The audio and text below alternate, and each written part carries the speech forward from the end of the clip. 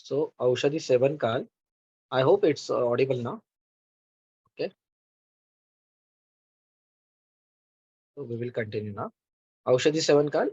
धर्मत्वात् द्वारवहितैश्च व्यपगत भय राग द्वेष लोभ मान मोहैः ब्रह्मपर्ययाप्तैः कर्म विद्विव अनुपहत सत्वबुद्धि प्रचारैः पूर्वतरैः महर्षिभिः दिव्यचक्षुभिः दृष्ट्वा उपदिष्ट पुनर्भव इति व्यवच्छेद एवं.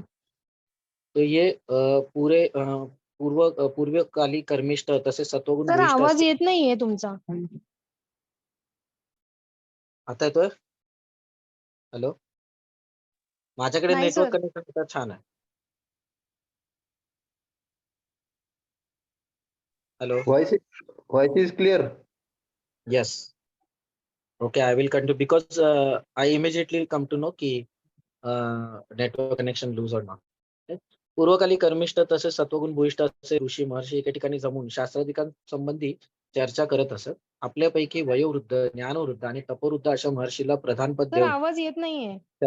तुम्ही तुमचं नेटवर्क चेक करा मॅडम.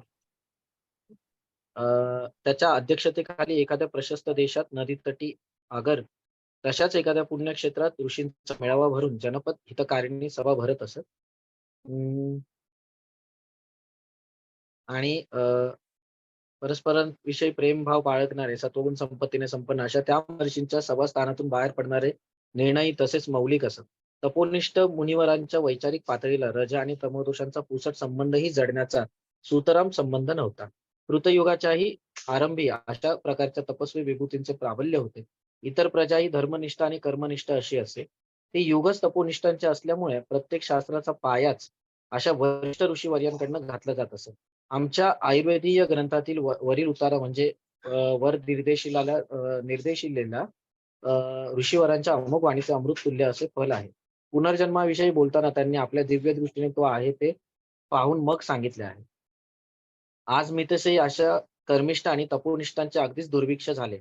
अशापैकी प्रकार नाही, परंतु एकंदर प्रमाण कमी इतकेच. इतक्या उच्चतम पातळीवर असलेल्या ऋषितुल्य मनुष्याची भविष्यवाणी आजही प्रत्ययाला येत असल्याची प्रचिती अनुभवलेली असल्याचे लोक आपणास दिसतात आणि तशा कथा ते सांगतातही. अलीकडील 100-200 वर्षात जपतपादी सर्वच गोष्टींना फाटा मिळालेला असल्यामुळे अशा उच्च विचारांची पातळी शोधूनही सापडत नाही. In end all what Appaji is trying to say कि जो हम लोग को औषधि सेवन काल यानी time of drug of administration ये अगर पढ़ना है तो उन्होंने ये औषध सेवन काल कैसे डिसाइड किया कि ये इतना इम्पोर्टेंट है. और वो जब महर्षि यानी महान ऋषि. ओके, महर्षि यानी महान ऋषि या ऋषि.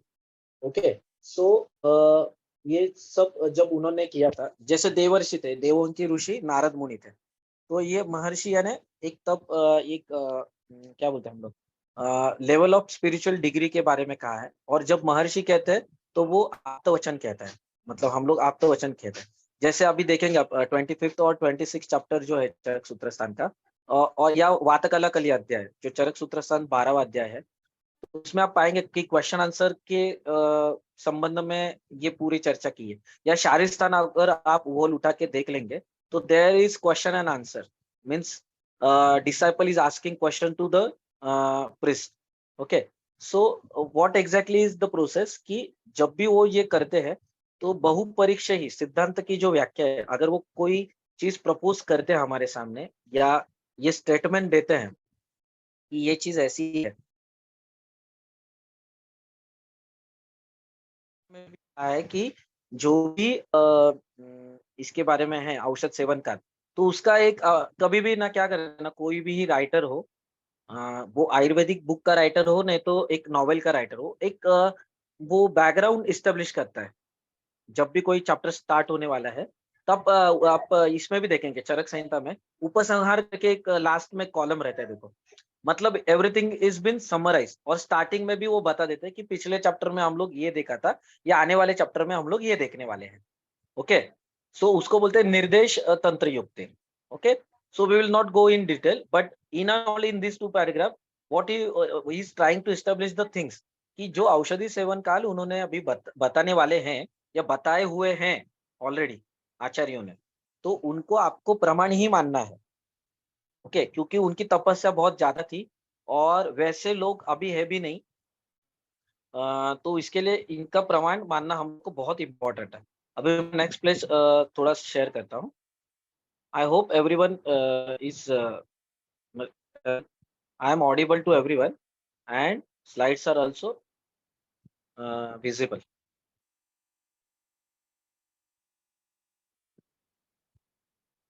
आयुष्य रज्जू बळकट करण्याकरता राहण्याकरता आणि व्याधीग्रस्त शरीराला निरोगी करण्याकरता निदान चिकित्सेच्या दिशेने मार्गदर्शन करून आपल्याला उपकृत करून ठेवलेल्या ऋषींच्या अमुक वाणीची घवघवीत फळे चाकताना वैद्य वर्गाला आनंदाचे भरते आल्यास ते अनाठायी होणार नाही. व्याधीची चिकित्सा करताना त्याचा ताप शरीराला विशेष न होता त्याचा उपशम लवकर कसा करता येईल हे आपल्या दिव्य दृष्टीने पाहून त्यांनी आपणास मार्गदर्शन करून ठेवलेले आहे. याचा प्रत्यय आज मितीसही येत आहे. औषध पोटात गेल्यानंतर अभी देखिए वो अगर अभी आ गया वहां पे जहाँ पे उनको ये करना है, थोड़ा व्याधि के बारे में बताया, निदान के बारे में बताया and then he immediately move to main topic. औषध पोटात गेल्यानंतर ते उत्पन्न करणाऱ्या अंतरावस्था ऋषीमुनी आपल्या दिव्य दृष्टीने पाहत असत. त्यांना आधुनिक साधनांची गरज भासतच नव्हती. प्रत्येक गोष्टीचे प्रत्यक्ष चित्र त्यांच्या नजरेसमोरून जात होते. त्यामुळे त्यांनी दिग्दर्शित केलेले सिद्धांत अमोघ आहेत. वैद्य वर्गाने रोगाची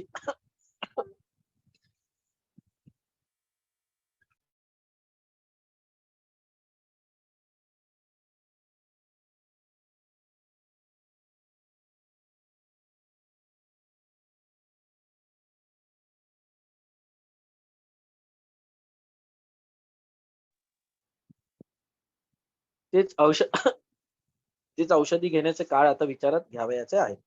मतलब अभी वो जो मेन टॉपिक है जो डिस्क्राइब करना था वो थर्ड पैराग्राफ में, मतलब सेकंड पेज के थर्ड पैराग्राफ में, middle of the third paragraph में उन्होंने एक्सप्लेन कर दिया है कि अभी ये जो औषध सेवन काल है उनको भी आपको जैसा लिखा है वैसे ही लेना है। आपको खुद को दिमाग लगाने की जरूरत नहीं है। जो जो कंडीशन में बोला है वो कंडीशन में दे दो और संप्राप्ती विघटन कर लो. अब अष्टांग संग्रह आणि वाग्भट यामध्ये औषधी घेण्याचे काल एकच सांगितलेले आहे. अष्टांग संग्रहामध्ये अंतर्भक्त असा एक एक काळ जास्त सांगितलेला आहे. वैद्य वर्गाला वाग्भटाची आवश्यकता फार लागत असल्यामुळे त्याने दिलेले काळ जास्त प्रचारात येतात. लाईट पप्पा लाईट म्हणून अंतर्भक्ताला अनुसरून औषधी मात्रा देऊन त्याचा पडताळा घेण्याची वेळ कधी आलेली नाही. त्यामुळे त्या कालासंबंधी काहीच लिहिता येणार नाही. उरलेल्या 10 कालांविषयी दोन्ही ग्रंथांची एकवाक्यता असल्यामुळे त्याचा अनुभव खाली ग्रथित करावयाचा आहे. वाग्भटकारांनी सांगितलेले काल खालीलप्रमाणे आहेत. युंजत अन्नम अन्नादौ मध्य अंते कवलांतरे ग्रासे ग्रासे मुहुर्मुहु सान्नम सामुद्गम निशिच औषधम. वाग्भट सूत्रस्थान 13:37 असे 10 आहेत. या 10 कालांची माहिती संग्रहामध्ये जरा विस्तृत प्रमाणाने सांगितलेली आहे. तसे स्पष्टीकरण करण्याकरता त्याचा बहुमोल उपयोग होणार असल्यामुळे पुढे क्रमाने त्याचाच नामनिर्देश करावयाचा आहे. मतलब अभी जो हम लोग देख रहे हैं कि अष्टांग संग्रह ने 11 काल बताए हैं, वाग्भट ने 10 बताए, चरक ने 10 बताए हैं, सुश्रुताचार्य जी ने 10 बताए और शारंदर ने 5 बताए हैं. ओके, तो शारंदर के 5 में भी ये सब 10 और 11 आ ही जाते हैं बेसिकली. लेकिन इसमें क्या करना है आपको कि जो अंतर्भक्त जो काल है वो आपा जी ने खुद भी कभी ट्राई नहीं किया था. इसके लिए he is not going to elaborate that time of drug administration in detail. Okay, that's he already mention कि मैं अंतर्भक्त एक्सप्लेन नहीं करने वाला हूँ बिकॉज उन्होंने वो ट्राई करके नहीं देखा था and everyone is Vagbhata follower in current yuga. So जो वाग्भट्टाचार्य जी ने यानी अष्टांग हृदय में जो भी बताए हैं वहीं पे हम लोग को कॉन्सेंट्रेट करना है. That was the theory part of this 4 chapters. So I did not go in much detail. Okay. Now the clinical part will start. अभक्त काल. अभक्तम नाम केवलम औषधम. तत् निरंतोपयोगात अतिवीर्य कफोद्रेक विमुक्त आमाशय स्त्रोताः प्रातः बलवान उपयुञ्जित. इतरस्तु प्राग्भक्तादिकान् अन्न संसर्गेण ही तन नाति ग्लानिकरम भवति. मतलब क्या होता है यहाँ पे अभक्त काल यानी खाली पेट मेडिसिन लेने के बाद होता क्या है कि वहां पे अन्न का संसर्ग नहीं होता है, इसलिए अगर आप कम मात्रा में भी डोज देंगे तो उसका तात्पर्य ये है कि अन्न संसर्ग न होने की वजह से, यानी अन्न मिश्रित फूड के साथ वो जब मिक्स नहीं होता है, तब वो पूर्ण शक्ति से, यानी जो उसकी जो ताकत है, पूर्ण पोटेंसी से उसको व्याधि संप्राप्ति का विघटन करने में मदद करता है। ओके। और बाकी के कालों में क्या होता है कि इसमें ये हम लोग को ये फायदा नहीं मिलता है, लेकिन वो अभक्त काल में मिलता है। लेकिन बाकी के लोगों ने क्या कहा है कि अभक्त काल में उसी लोग इसमें देना है जब जब जब व्याधि बल ज्यादा हो और रुग्ण का बल भी अच्छा हो। नहीं तो क्या होगा, व्याधि का बल अच्छा रहेगा और रुग्ण का बल अगर कम रहेगा, यानी टीबी के पेशेंट को अगर आप अभक्त काल में ये दे रहे हैं मेडिसिन, ठीक है, सो it will be more harmful for him. Okay. हाँ, लेकिन अगर आप संतर्पणात्मक अगर दे रहे हैं ऐसे, लेकिन वीर्यवान औषधि है, मतलब डायरेक्ट शतावरी दे दिया सुबह 6 बजे, so it will going to cause a lot of trouble. Okay, so we will next slide share just a moment. It's not the slide, actually I have to share the photos being a techno savvy person. Okay. So वाग्भटाकारांनी सांगितलेला अन्नकाल हा वैदिक काल, हे दोन्ही एकच आहे. अनन्न काल और अभक्त काल, ये दोनों भी भक्त यानी अन्न। ओके। भक्त यानी क्या है, भुक्त और भक्त, अभुक्त, अभक्त। भुक्त यानी जिसने खाना खा चुका है, पास्ट पार्टिसिपल और भुजभुंज धातु। भुजभुंज करके एक धातु रहता है, तो भुंजती मतलब खाना खाना, तो खाना जिसने खाया हुआ है उसको बोलते हैं पास्ट पार्टिसिपल इन संस्कृत। ओके। तो अनन्न काल मतलब जो अन्न खाया नहीं है तब का काल, और अभक्त काल, ये दोनों एक ही है। तो वो भी क्या बोलते हैं, देखो जो मैंने अभी कहा जस्ट थोड़ी देर पहले कि कफोद्रेक, कफोद्रेक गदेन अन्नम बलिनी रोग रोगिनः, असे याचे वर्णन आहे। मतलब क्या, कफाधिक्य जब भी ज्यादा रहेगा और रोगी और रोग बलवान जब भी रहेगा, तब इस औषधि काल में योजना करने के बाद कफ दोष का परिहार जल्दी विनाश हो जाता है, ऐसा वाग्भटाचार्य जी का कहना है। ओके। और मैं इसका क्लिनिकल एप्लीकेशन भी आपको बताऊंगा कि एग्जैक्टली कैसे करना है। तो जब भी आपके पास पेशेंट आता है, छोटे बच्चे आते हैं, देखो अभी अभी देखो आएंगे, अभी तो मेन सीजन है जीपी लोगों का भी, ये सर्दी और खांसी लेके आएंगे बहुत सारे patient. Means I am talking about the productive cough, not the dry cough. Okay. तो प्रोडक्टिव कफ में क्या रहता है, पेशेंट कंटिन्यू खांसते रहता है, वो 16 साल का हो या एडल्ट में भी, मतलब बारिश के सीजन में भी रात में आइसक्रीम पार्लर में जाके आइसक्रीम खाने की जरूरत क्या आन पड़ी है मुंबईकर्स को भी, वो मुझे अभी तक पता नहीं चला है कि एग्जैक्टली क्या उनकी मनीषा रहती है या क्या उनकी थॉट प्रोसेस रहती है कि रात में जाके आइसक्रीम खाने का है। वो बारिश हो और विंटर में ज्यादा खाते हैं। मैंने मतलब मुंबई में नेचुरल्स करके एक अच्छा खासा ब्रांड है, बहुत अच्छा ब्रांड है। So there you will find a lot of people, but you will find a lot of people in the winter and rainy season. I don't understand the reason exactly why Mumbaikars are doing like this, and I hope कि मतलब हर जगह पे यही होता होगा। वो अभी गांव भी मेट्रो सिटीज ही हो गए हैं, या तालुका लेवल पे या डिस्ट्रिक्ट लेवल पे। It become habits for a people कि बाहर जाके वो शाम को ठंडा खाना है, दही भी रात को खाएंगे। तो जब ये सब हेतु लेके प्रोडक्टिव कफ पेशेंट लेके आता है, तब आपको क्या करना है, देखो अभी प्रबुद्ध बल कफ है। Now we will come to mahabhuta. अभी देखो क्या बोला है वाग्भटाचार्य जी ने, वयोरात्रि भुक्ता नाम, वयो अहोरात्रि भुक्ता नाम, ते अंत मध्याधिका क्रमात्।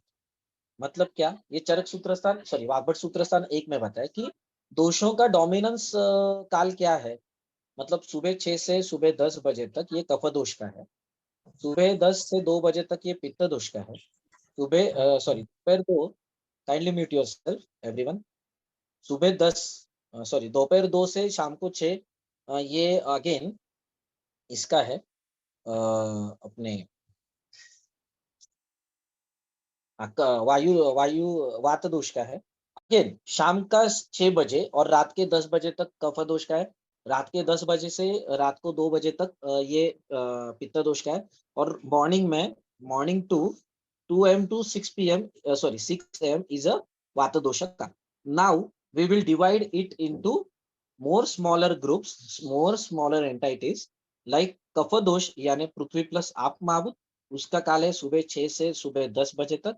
दोपहर में मतलब सुबह 10 बजे से 2 बजे तक ये पित्त दोष का यानी तेज महाभूत का काल है, पित्तमेव अग्नि इस न्याय से। और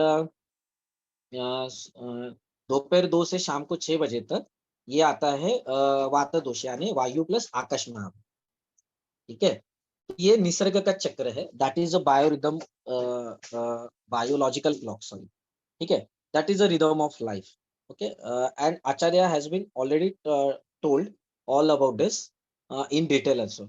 So we will go little bit more deeper कि देखो, विलीनीकरण एक सिद्धांत रहता है हमेशा, पांचोदिक चिकित्सा हम लोग जब भी सीखते हैं, और ऑलरेडी हम लोग ने उसके बारे में चैप्टर 3 या 4 में उसके बारे में ऑलरेडी चर्चा कर चुके हैं। So just we will give a hint for new people also कि जब भी विलीनीकरण सिद्धांत मतलब क्या, पंच महाभूत जो स्थूल से लेकर सूक्ष्म तक विलीन हो जाते हैं उल्टे क्रम से, मतलब पृथ्वी आप में विलीन हो जाएगी, आप तेज में विलीन हो जाएगा, यानी पृथ्वी प्लस आप तेज में विलीन हो जाएगा। बाद में पृथ्वी आप और तेज महाभूत ये वायु महाभूत में विलीन हो जाएंगे, और ये चारों महाभूत फिर आकाश महाभूत में विलीन हो जाएंगे। जब भी किसी की डेथ होती है तो एक रिचुअल रहता है कि उसका बोर्ड लगाया जाता है, उसमें कोई भी रिलीजन का हो वो, तो उसमें अलग अलग लैंग्वेज में सेम प्रोसेस लिखते हैं क्या, कि ये जो शरीर है पार्थिव देह, देखो बोलते हो क्या बोल रहे हैं अभी, पार्थिव अंतिम संस्कार। Parthiva means what, that is only the prithvi remain, already chetna has been gone out. Okay, चेतना अभी नहीं है, जीवात्मा का निर्गमन ऑलरेडी हो चुका है परमात्मा की ओर। ठीक है, पार्थिव देह भी नहीं बोलते उसके ऊपर, देहांत ये जब बोलते हैं देहांत हुआ है, देह का अंत हुआ है, यानी अभी क्या हुआ है, जड़त्व या गुरुत्व रहने वाली पृथ्वी सिर्फ शेष है, और उस पार्थिव देह के ऊपर हम लोग संस्कार करने वाले हैं। कौन से? अंतिम संस्कार। ओके, और संस्कार का क्या है? संस्कार ही गुणांतर धानम, जो गुण गुण में चेंजेस लाते हैं उसको संस्कार बोलते हैं। ठीक है, तो हम लोग हिंदू रिचुअल्स में क्या करते हैं, हम लोग लकड़ियों के ऊपर रख देते हैं वो पार्थिव देह, और फिर उसको जलाते हैं। मतलब क्या हो गया, शरीर जो पृथ्वी से बना हुआ था उसमें ब्लड वगैरह जो है आप महाभूत वगैरह, तो या पंच महाभूत जो है वो तेज महाभूत के द्वारा मतलब धीरे धीरे करके वो पार्थिव, और आप महाभूत का सबसे ज्यादा क्वांटिटी रहता है, दैट गेट्स विलीन इनटू द तेज महाभूत। और तेज महाभूत के बाद क्या होता है, धुआं निकलने लगता है, और धुआं और वो जो फायर अप करने के लिए मतलब खुली जगह पे जलाने के पहले नदी के साइड, रिवर साइड, आपने बहुत सारे हिंदी मूवीज में देखा होगा कि रिवर साइड पे जलाने की ये प्रथा रहती थी पहले। ओके, और देखो रिचुअल्स में भी विलीनीकरण सिद्धांत कितना अच्छे से लागू होता है। फिर बाद में वो जलाने के बाद वायु महाभूत की मदद से वो और ये होता होता था, और इसमें ये होती थी, अभी तो ऊपर ब्लोअर लगाते वो लोग, ओके, चिमनी लगाते हैं कि जिससे वो धुआं सक हो सके, और फिर आकाश का अवकाश फिर से बढ़ता है, और फिर उसके बाद और वो पूरा का पूरा धुआं जब जहां जहां जाता है, इसका मतलब क्या है, या आगों की लपटें जो बढ़ती है वो सिर्फ वायु महाभूत के वजह से बढ़ती है। हम लोग ब्लोअर का उपयोग करते हैं ना, जब भी चूल्हे में अग्नि जलाना हो तो, और वैसे अब वो पूरा राख होने के बाद, अभी वो जो राख है वो लघु पृथ्वी है। अब हम लोग क्या करते हैं, फिर से विलीनीकरण सिद्धांत यूज करते हैं। हम लोग क्या करते हैं हिंदू रिचुअल्स में, हम लोग क्या करेंगे, उसको फिर पानी में बहने के लिए रख देंगे। मतलब क्या हो गया, पृथ्वी फिर से जल महाभूत में विलीन हो गई। तो ये विलीनीकरण सिद्धांत व्यवहार में भी लागू होता है, और व्याधि के संप्राप्ति विघटन में भी लागू होता है। Everyone understood this? Then we will move to next topic.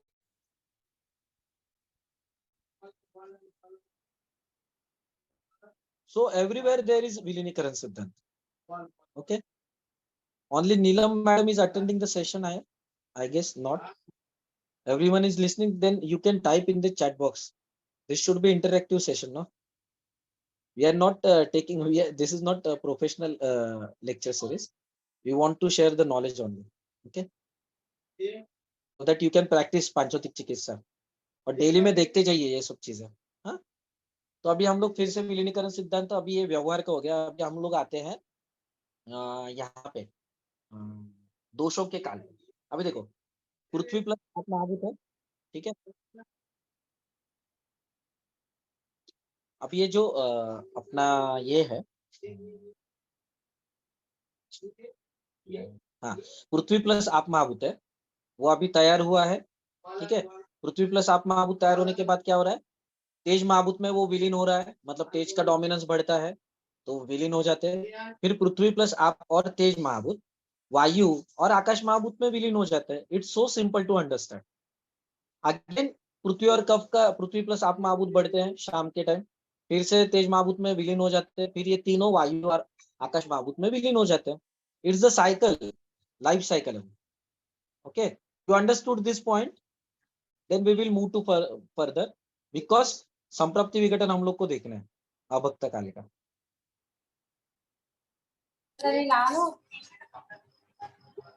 Okay, so now we will come to again that point कि जो हम लोग ने डिस्कस किया था थोड़ी देर पहले कि जब अभी बच्चे आएंगे बारिश के सीजन में सर्दी और खांसी लेकर, तब आपकी ट्रीटमेंट क्या होगी. ओके, तब आपकी ट्रीटमेंट रहेगी चातुर्तक यानी मेदोपाचक, जिसको हम लोग पांचोतिक चिकित्सा परिवार में चातुर्तक बोलते हैं, और लघु सूच्यकर. तो लघु सूच्चर ये कास या प्रतिशय, खास करके प्रतिशय तो प्राणव स्रोतस का व्याधि है, लेकिन कास ये और हिक्का और श्वास ये तीनों भी आमाशय की व्याधि है, हमेशा याद रखें. और आपन वायु जब भी प्रॉब्लम में आता है, अध प्रतिहत वायु, ऐसे चरक में संपत्ति बताइए कास की, जब जब वो प्रॉब्लम में आएगा, तब तब आप पाएंगे कि आपको कास की उत्पत्ति होती है. ओके, तो it's very important to understand कि आमाशय के ऊपर काम करने वाला भी कल्प चाहिए हम लोग को, वो है लघु सूच्यकर. लघु सूच्यकर में शुंठी प्लस गैरिक ये समान भाग है और शुंठी की 3 भावना है. That's why it is a ksharadharmi kalpa, मतलब उष्ण है वो कल्प. तो उष्णता से क्या होगा, पाचक पित्त के उष्ण तीक्ष्ण गुणों को बल मिलेगा. और ये जो विकृत पृथ्वी और आप महाभूत बढ़ गया है, यानी कफदोष बढ़ गया है, कफदोष यानी ही पृथ्वी प्लस आप महाभूत, उसको अगर आपको रोकना है, तो आपको एक तो अग्नि दीपक प्लस शोषक, अग्नि दीपक प्लस पृथ्वी आप महाभूत शोषक, ऐसे कल्प यूज करने पड़ेंगे. उसके लिए हम लोग ने क्या किया, कॉम्बिनेशन में चातुर्तकीय कल्प दिया. चातुर्तकीय क्या है, मेदोपाचक है. उसमें क्या है, गुडुचि निम्ब अमृता, सॉरी, गुडुचि निम्ब चंदन और किरातिक्त, ये चार औषधियां हैं. अब ये अगर देखेंगे, एक सभी के सभी तिक्त रसात्मक है, यानी वायु आकाश वाला कल्प है. तिक्त रस का पांचोदिक संगठन क्या है, वायु प्लस आकाश.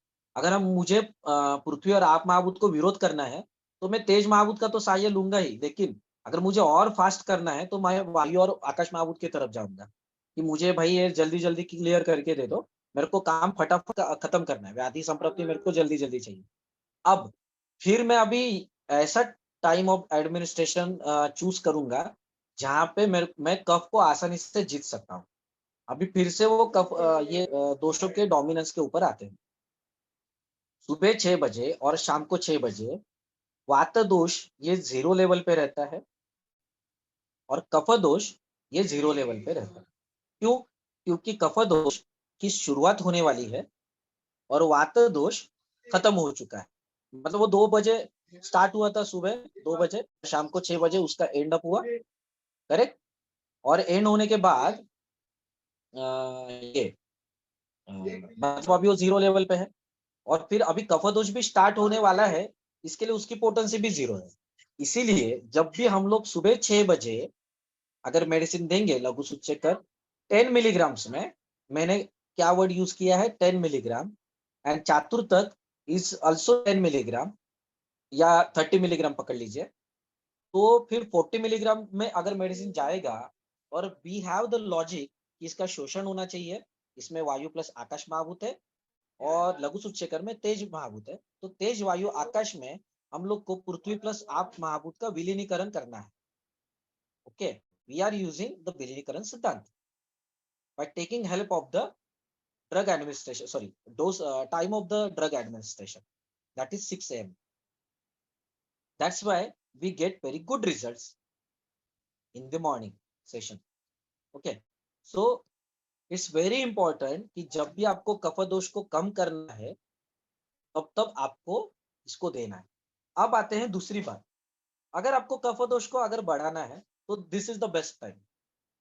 ओके, देखो कफ दोष बढ़ाने के दो तरीके हैं, एक डायरेक्ट और एक इनडायरेक्ट. अगर डायरेक्ट बढ़ाना है मतलब विद्रुम किट्ट है, गिरिज है, या आपका सिर्फ विद्रुम है, विद्रुम किट्ट भी नहीं यूज करना है आपको, सपोज प्रवाल यूज करना है सर तो प्रवाल यूज करें, या आपको करना है तो वरागु यूज कर. वरागु तो क्षयार्थ हो गया, मतलब पृथ्वी आपको विरोध करेगा. लेकिन दूसरे जो कल्प है ऐसे जो पृथ्वी और आप महाभूत को बढ़ा सकते हैं, तो ऐसे कल्प आप दे सकते हैं उसमें. ठीक है, यानी अम्लधर्मी कल्प दे सकते हैं. क्यों दे सकते हैं? क्योंकि कफ को बड़ा डायरेक्ट बढ़ाना है तो वो कल्प दे सकते हैं सुबह 6 बजे. मतलब क्या होगा, कफ जहां जहां पे क्षीण हुआ होगा वहां वहां पे, यानी कृश रुग्ण को भी दे सकते हैं हम लोग, जीर्ण ज्वर के रुग्ण को दे सकते हैं, आत्वशोषी पेशेंट को दे सकते हैं. हाँ, यानी श्वद्रंशादी गूगल अगर सुबह 6 बजे यूज करना है और आप महाभूत बढ़ाने की आपको इच्छा है उस रुग्ण में, तो यू कैन यूज दिस काल. okay, in very precisely with logic. मतलब logic means what I am trying to say कि with knowledge you are applying the logic. With knowledge, without knowledge if you apply, if I am saying or someone else panchatik the successful panchapatik practitioners are saying ki use this shwadranshadi google for in this call you will get result, but why we are using, that is the main reason. If we use in the correct manner with the proper logic, then every medicine is a miracle. Okay, every medicine is a miracle. So I was talking about this कि शोध औषधि Google दे सकते हैं अगर सिर्फ आपको आप महाभूति सिर्फ बढ़ाना है, या गिरीश दे सकते हैं सिर्फ अगर आपको पृथ्वी महाभूत बढ़ाना है. तो मतलब आप आगे आपके ऊपर है कि तपोदोष में भी कौन सा महाभूत कम है उसके अनुसार आपको जाना है. Okay, so in this condition कफ दोष को कम करने के लिए भी सुबह 6 बजे मेडिसिन देना है और कफ दोष को बढ़ाने के लिए भी सुबह 6 बजे मेडिसिन देना है. अब आते ये हो गया डायरेक्ट तरीका. मैंने कहा था कि दूसरा इनडायरेक्ट तरीका है कफ दोष को बढ़ाने का. अभी आप क्या करो कि जिससे कफ दोष कम हो रहा है वो है तेज वायु और आकाश महाभूत. तो सुबह 10 बजे और शाम को 6 बजे मेडिसिन, सॉरी सुबह 10 बजे और दोपहर 2 बजे मेडिसिन दे दो, क्योंकि 2 बजे ये पित्त और वात दोष की संधि काल है. पित्त यानी तेज महाभूत और ये वात दोष यानी वायु प्लस आकाश महाभूत. मतलब तीनों को अगर विरोध करना है तो 2 बजे तो मेडिसिन जाना ही चाहिए, वो भी पित्त शामक. ओके, या अग्नि तेज वायु को विरोध, सॉरी अग्नि वायु आकाश को विरोध करने वाला, और 10 बजे भी मेडिसिन जाना चाहिए. तब भी क्या होगा, आपका कफ इनडायरेक्टली बढ़ेगा क्योंकि तेज महाभूत जैसे ही कम होगा अपने आप पृथ्वी प्लस आप महाभूत बढ़ने लगेंगे. But this is the indirect तरीका है. This is not the actually you are increasing the. अभी आपकी व्याधि बल कम है और आपको पता है कि तेज को मैं अगर कम करूंगा तो इट इज नॉट रिक्वायर्ड कि श्वद्रंशादी गूगल में सुबह 6 बजे दूं. हाँ, लेकिन आधुशोष का पेशेंट आता है तो सुबह 6 बजे श्वद्रंशादी गूगल देना ही चाहिए, क्योंकि शोषण हुआ है. शोषण किसका होता है? आप महाभूत का होता है कभी भी, है ना. शोषण है वृक्ष, तो वृक्ष गुण जब भी बढ़ेगा शरीर में तब आपको ये होगा. तो आप महाभूत का द्रव गुण एकदम फटाफट कम हो जाता है द्रव सर और स्निग्ध, ये 3 प्राइमरी गुण है आप महाभूत के. अगर वो कम हो गए तो फिर आपकी तो वाट लगेगी, मतलब आपके रुग्ण की. तो फिर उसको वो स्थिति में या पुनर्जीवित करने के लिए अगर आपको देना है तो ऐसे पेशेंट में आपको श्वद औषधि गूगल सुबह 6 बजे दे सकते हैं. लेकिन आपको पता है कि सिर्फ मुझे तेज महाभूत कम करके, मतलब नॉर्मल एसिडिटी है उरोधा वगैरह, तो आप गिरीश दे दीजिए, आप महाभूत भी मत बढ़ाइए, डायरेक्ट गिरीश दे दीजिए, है ना, सुबह 10 बजे. तो फिर आपको रिजल्ट आ जाएगा. मतलब तेज महाभूति कम कर दिया तो बात खत्म हो गई, है ना. तो इसी प्रकार हम लोग इनडायरेक्टली और डायरेक्टली कफदोष बढ़ा भी सकते हैं और कम भी कर सकते हैं. डिपेंड्स कि आपका व्याधि का बल क्या है, रुग्ण का बल क्या है, ऋतु क्या है, प्रकृति क्या है. दुष्यम देशम बलम कालम प्रकृति मनलम वयः. सूक्ष्म सूक्ष्मापेक्षया, मतलब अपेक्षा जो है वैद्य की वो सूक्ष्म और अति सूक्ष्म होनी चाहिए. दुष्यम देशम बलम कालम की तरफ। ओके, मतलब अगर 5 साल का बच्चा आया है तो चातुर्तक की क्वांटिटी मेरी और कम होनी चाहिए, क्योंकि वो कफ प्रधान है ना, इसके लिए लघु सूचीकर प्लस चातुर्तक लगेगा। अगर वो वही प्रोडक्टिव कफ मुझे अगर पित्त काल में लगता है, ठीक है, तो मैं सिर्फ चातुर्तक दूंगा ना, मैं ये क्यों देते बैठूंगा लघु सूचीकर? ऑलरेडी वो पित्त काल में है patient. Okay, so this is we how we differentiate for this kala. Okay, everyone understood this topic? Type in the chat box please. अब वो लेक्चर सीरीज की वजह से थोड़ी मदद हो रही है आपको सभी को?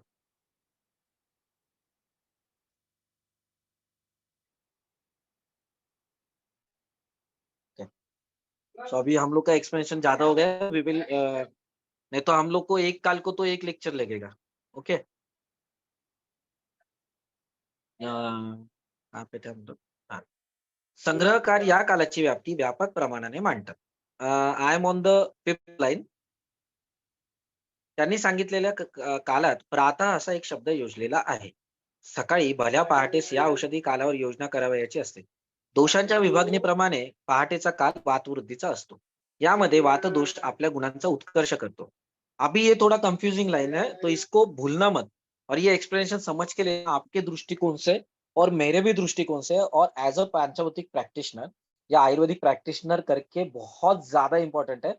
नेक्स्ट 4 लाइन है, क्योंकि एक वैद्य ने, फीमेल वैद्य थी, उन्होंने ये क्वेरी पूछा था, तब मैं थोड़ा घाई गड़बड़ में था। जब आज मैंने ये चैप्टर ओपन किया, तब मुझे पता चला कि अरे इससे इसके ऊपर उनसे बात करना रह गया मेरा।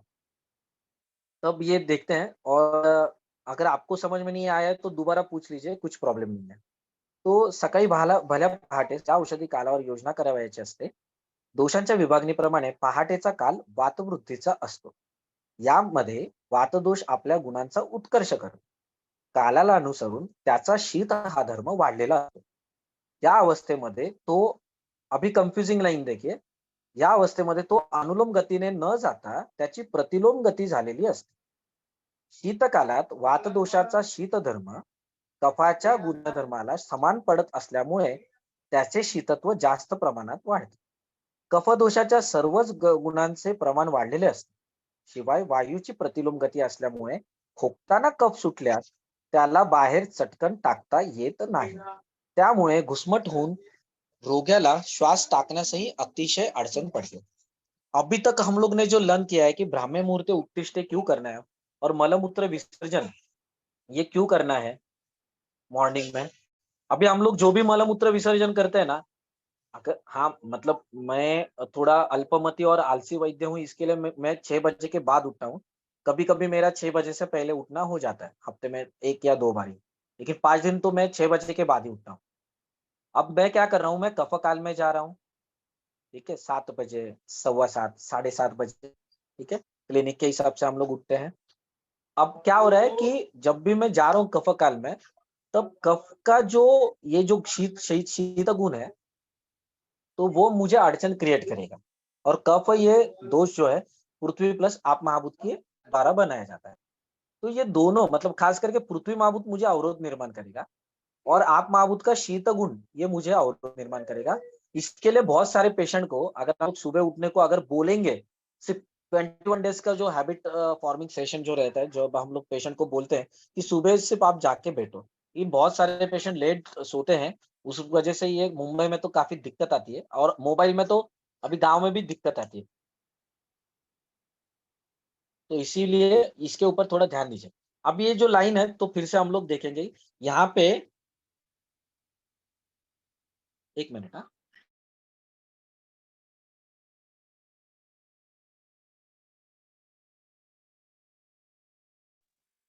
यहाँ पे आप देखेंगे कि हेतु सेवन होने के बाद अप्पा जी ये पूरा प्रोसीजर बता रहे हैं, ये हमेशा याद रखो। दोषांच्या विभागणीप्रमाणे पहाटेचा काल वातवृद्धीचा असतो, ठीक है, मतलब 2 से 6 बजे तक ये वातवृद्धि का रहता है। और उसके बाद या कालाला अनुसरून त्याचा शीतधर्म हा वाढलेला असतो। अभी देखो, इसका और एक रीजन है, मतलब ये संप्राप्ति बताने का अप्पा जी का, क्योंकि तमो बहुला पृथ्वी कहा गई है, मतलब जब निद्रा आती है हम लोग को, ये सिर्फ तम के आवरण की वजह से आती है। और आवरण किसका रहता है? तो पृथ्वी का, क्योंकि तम यानी अंधेरा और अंधेरा यानी पृथ्वी। ओके, तो पृथ्वी के आवरण जब भी आएगा तभी आपको निद्रा आएगी। और निद्रा का पांचवाधिक संगठन है तेज प्लस आकाश महाभूत। तो तेज और आकाश को विरोध करने के लिए रात के टाइम हम लोग को निद्रा आती है, और क्योंकि रात में अंधेरा रहता है और तमो बहुला पृथ्वी का ही है, मतलब पृथ्वी के गुणों के द्वारा आवरण आने के पश्चात ही हम लोग को निद्रा आती है। और एक निद्रा की जो डेफिनेशन है वो है, हम लोग को लगता है कि शरीर थकने के बाद हम लोग को निद्रा आती है। बिल्कुल गलत। शरीर मनसा क्लांते, शरीर मनसा क्लांते, जैसा ज्वर के संप्राप्ति में कहा है ना कि देह मानस संताप, देह मानस संताप मतलब देह और मन का जब भी संताप होगा तभी ज्वर कहलाता है। शरीर का जो मतलब टेम्परेचर आता है इसका नहीं। तब देखो रसक्षय होता है, और रसक्षय में इसीलिए आचार्यों ने क्या कहा है, रसे रोक्ष श्रमो ग्लानि शब्दा सहिष्णुता, पिपासा शब्दा सहिष्णुता। शब्दा सहिष्णुता मतलब क्या है? वो ज्वर में तो दिखता ही है। जब भी अपने पास वो अभी सपोज मुझे फीवर आया है और डॉक्टर गायत्री जी मुझे आके समझा रही है कि थोड़ा खाना खा लो। अभी वो तो आयुर्वेदिक डॉक्टर इसके लिए मुझे फोर्स नहीं करेगी, लेकिन लेमैन पर्सन में वो होता है ना कि थोड़ा खाना खा लो, आपने कुछ खाया नहीं है, थोड़ा खा लो। तो तब पेशेंट चिढ़ता है क्योंकि उसको भूख लगी नहीं होती है। और शब्द असहिष्णुता क्योंकि रस का क्षय हो गया है। रस धातु का यानी रस धातु में से जो आबुत का है, जो प्रवाही है, द्रव गुण है, जो सरगुण है, उसका शोषण हो गया है इसकी वो जोरष्मा की वजह से। और दोष भी रसानु ही होते हैं। तो रसक्षय होने की वजह से वहां पे शब्द सहिष्णुता ऐसा लक्षण बताए। तो ऐसे भी इसमें हम लोग को विचार करना है। तो अभी फिर से वात दोष के ऊपर आते हैं। तो वात दोष तमो बहुला पृथ्वी की वजह से भी, मतलब शैत्यता की वजह से ऑलरेडी वो शीत गुणात्मक है। कुछ कुछ मतलब तर्क संग्रहकारों ने उसको समशीतोष्ण कहा है, और अपने आचार्यों ने, आयुर्वेदिक आचार्यों ने, चरक सुश्रुत और वाग्भट्टाचार्य जी ने उसको शीत धर्म से बोला है। और शीत और रुक्ष ये उसके one of the prime most गुण है, शीत और रुक्ष वायु के। शैत्य का काल है, ऊपर से ये वायु का शीत गुणधर्म भी है। और अभी कफ दोष भी बढ़ने वाला है, मतलब पृथ्वी प्लस आप भी बढ़ने वाला है। तो कफ का भी सहाय मिल रहा है 5 और 6 के बीच में। इसीलिए patient can not pass stool very easily after the हेतु सेवन। हाँ, नॉर्मली ऐसा नहीं होता है। हाँ, लेकिन कफ दोष के टाइम अगर ये होगा 6 के बाद ये मिल सकता है कॉन्स्टिपेशन। और 6 के बाद जितने भी लोग सोते हैं, according to Sameer Paranjpe sir, दीवा स्वाप ही कहलाता है। मतलब we are doing the diva swap which is one of the prime most cause of the prameha, which has been told in our Charak Sutrasthan, sorry Charak Chikitsadan 6 में ऑलरेडी बताया है। नवान्न पानम गुड़ वैकुंठम का जो श्लोक है, सुखशय्यासनम वगैरह दीवा स्वापम, तो ये जो श्लोक है वो उसी के बारे में है कि दीवा स्वाप मतलब सूर्योदय के बाद जो भी वैद्य सो रहा है या लेमैन सो रहा है, दैट इज कंसिडर्ड एज दीवा स्वाप ओनली। ओके, सूर्योदय के बाद।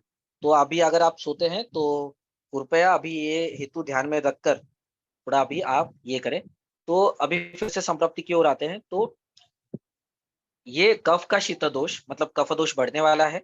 वात का ऑलरेडी शीत गुण है, कफ का भी शीत गुण है। और पहाटे सॉरी डॉन रीजन में, सॉरी डॉन टाइम में, यानी जो प्रभात समय ऑलरेडी शैत्यता रहती है निसर्ग में। इस तीनों कारण की वजह से stool can not pass very easily. Okay, और इसीलिए वायु का गति भी प्रतिलोम हो जाती है, मतलब अपान की गति उल्टी हो जाती है, यानी घूम जाती है। और इसीलिए रोगी को यानी रुग्ण को श्वास लेने में भी तकलीफ होती है। This is the commonest symptom. if you are practitioner, you will find it very easily in asthmatic patient. Okay, इसीलिए हम लोग क्या बोलते हैं उनको, थोड़ा सा 120 एंगल में सोने के लिए बोलते हैं। ठीक है, या सुबह जल्दी उठने के लिए बोलते हैं। क्यों बोलते हैं उसको उठने? अस्थमा की मेन ट्रीटमेंट क्या है पता है? सुबह जल्दी उठो, 4:30 बजे 4 बजे। This is the line of treatment of asthmatic patient. क्यों? क्योंकि जैसे वो सोता रहेगा, जैसे जैसे शैत्यत्व बढ़ता जाएगा प्रकृति में, वैसे वैसा उसका कफ दोष जो है वो जमा होने लगेगा और स्कैन होने लगेगा या संगठित होने लगेगा। उसको टैकल करने के लिए कफ दोष नीचे की तरफ रहे गुरुत्व की वजह से, उसके लिए उसको 120 के एंगल में सोने के लिए कहने का कभी भी। This is the actual line of treatment. मतलब ये उसको काफ़ी अच्छा लगता है सुबह उठने के बाद। अब उसको उठने के बाद सोना है नहीं सोना है वो उसका चॉइस है, लेकिन 120 डिग्री मतलब अभी जो 24/24 का जो पिलो आता है सोफा का pillow, okay, that is the most ideal one you can rest in 120 degree, okay, and ask patient to sleep like this, okay, in the morning. So म्हणून चिकित्सा करताना वातदोषाला अनुसरून कफाची चिकित्सा करावी लागते. या अवस्थेत द्यावयाच्या औषधाला कालाला अभक्त काल असे म्हणतात. यावेळी आमाशय संपूर्णपणे मोकळा झालेला असतो, त्यामुळे दिलेल्या औषधाचा अन्नाशी संपर्कही येत नाही. औषध हे स्वतंत्र स्वगुण भूयिष्ठ असे राहत असल्यामुळे त्याचे वीर्यही कमी होत नाही. त्यामुळे त्याचे कार्य अतिशय लवकर झाल्याचे दृष्टीपथात येते. तसेच रोग्याच्या निकटवर्ती मंडळीवरही याचा किती अद्भुत परिणाम होतो हे काही दृष्टांत देऊन सांगणार आहे. अभी थोड़ा सा यहाँ पे रुकते हैं. अ, अभी ये 4 लाइन फिर से पढ़ते हैं कि देखिए अभी मलमूत्र का त्याग हो चुका है। सपोज उसने आइसक्रीम वगैरह कुछ भी नहीं खाया है और वो मॉर्निंग में पूरा जाके आया है, पकड़ लीजिए, या जाने वाला है या उसको प्रॉब्लम है अभी कॉन्स्टिपेशन वगैरह का, और फिर कास वगैरह की उत्पन्न हो या श्वास लग रहा है या कास लग रहा है उसको। बट द थिंग इज कि जब भी हम लोग इसमें देंगे तब ऑलरेडी शरीर में जीर्णावस्था आई हुई रहती है, मतलब अन्न पूर्ण तरीके से पचन हुआ है। रात में आपने जो खाना खाया था 8 बजे, साढ़े 8 बजे, अभी मॉर्निंग में 8 घंटे के अंदर वो पूरी तरीके से पचन होके वहाँ पे पक्वाशय में उतर चुका है। यानी जब भी आप मेडिसिन लेंगे, तब आमाशय आपको पूरा खाली दिखेगा। मतलब वहाँ पे उसका अन्न के साथ उसका संपर्क कुछ भी या मिक्सिंग होगा नहीं और उसको अन्न को डाइजेस्ट नहीं करना पड़ेगा। मतलब उसका जो पूरा पोटेंसी है, that will completely act as a whole sole entity. मतलब जो भी अगर उसमें आपको वायु प्लस आकाश महाभूत के गुण छोड़ने हैं, वृक्ष गुण, ये प्रधान बढ़ाना है प्रधान तरीके से, तो आप क्या करेंगे? आपको वृक्ष गुण 120% मिलेगा वहाँ, 100% भी नहीं मिलेगा।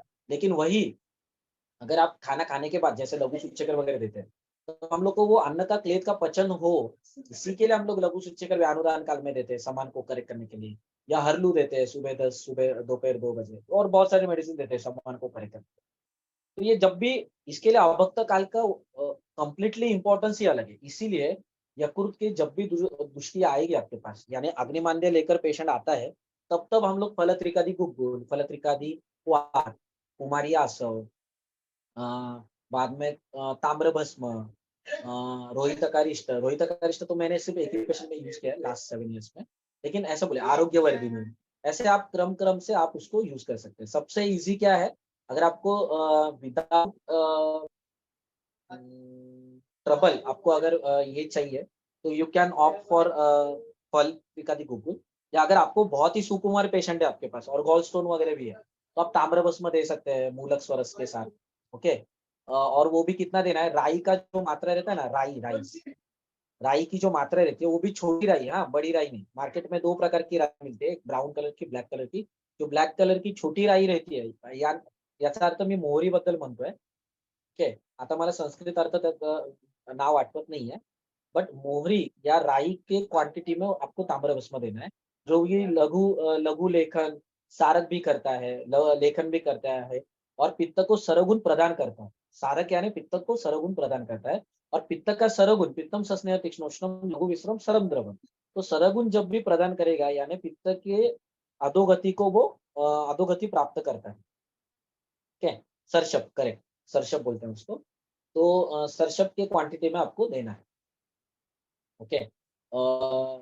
और उसके बाद अगर आपके पास और थोड़ा-सा पेशेंट बलवान आता है या एज थोड़ा बड़ा है, बच्चों में हम लोग ताम्रभस्म वेरी इज़िली और बहुत अच्छे रिजल्ट्स है ताम्रभस्म के, लेकिन वो ताम्रभस्म 48 घंटे वाली कुपी का है, ये हमेशा याद रखिए. वो नॉर्मल ताम्रभस्म जो मार्केट में मिलता है वो नहीं है. ये हरतल, मनशिला, पारद गंधक और ताम्र, शुद्ध ताम्र, ऐसे हम लोग ताम्र सिंदूर की जो भट्टी लगाते हैं 48 घंटों की, जिसमें पहले 24 घंटा, सॉरी, हाँ, 24 घंटा ये रहता है, सॉरी 8, 16, 24 ऐसे रहता है। पहले 8 घंटे दीपाग्नि रहती है, अगले 16 घंटे मध्यमाग्नि रहती है और लास्ट के जो 24 घंटा है, उसमें कंप्लीटली तीव्राग्नि रहती है।